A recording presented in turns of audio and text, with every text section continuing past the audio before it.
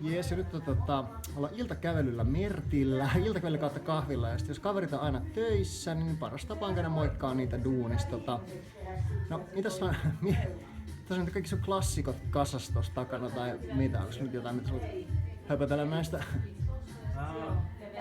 Mitäkään mä selittäisin? Mä haluaisin esitellä yhden tämmösen mun lempi-inspiraattorivaatteen, jonka mä oon tehnyt tosiaan silloin muodihuipulle aikaan. Tää on tää lateksiröyhdelötakki. Meidän piti tehdä jotain suurta, jotain pientä, maskuliinista ja feminiinistä. Niin mä tein hyvin paheksutusta materiaalista lateksi, joka aina mielletään niinku näihin ilotyttöihin ja kadulla kävelijöihin. Se on aina hyvä teema.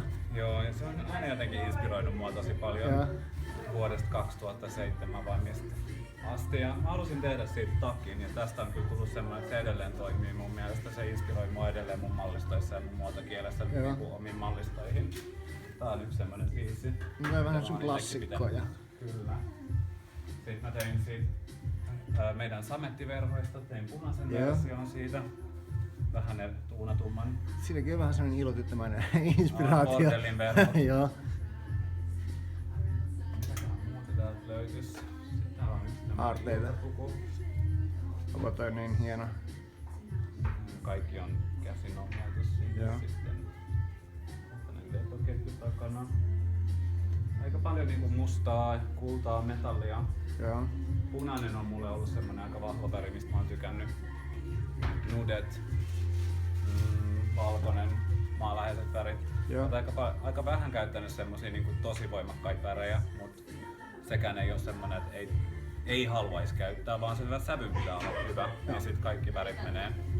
Sitten hei, lopuksi vielä vähän jotain juonipaljastuksia. Sulla on tulossa oma kokoelma nyt, että tämmöisiä valmisvaatteita, mitä jengi on odottanut tosi paljon. Että hei, koska ne tulee? Syksyllä jossain vaiheessa? Joo, tosiaan syksyllä presentoidaan uusi mallisto ja näytetään se Berliinissä ja Suomessa. Me tehdään näytös silleen vähän uudella tavalla ja molemmissa kaupungissa vähän eri tavalla. Sinne tulee vähän niinku teknologiaa mukaan ja sitten sinne tulee niinku 3D-tulostusta ja se väripaletti tulee olemaan niinku mulle tuttu, mutta pinnoissa nähdään aika mielenkiintoisia struktuureja.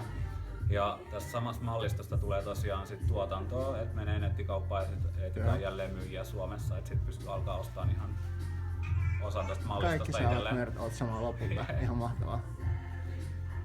Kiitos. Ehkä jatketaan se kahvittelun merkeissä. Nähdään. Noniin.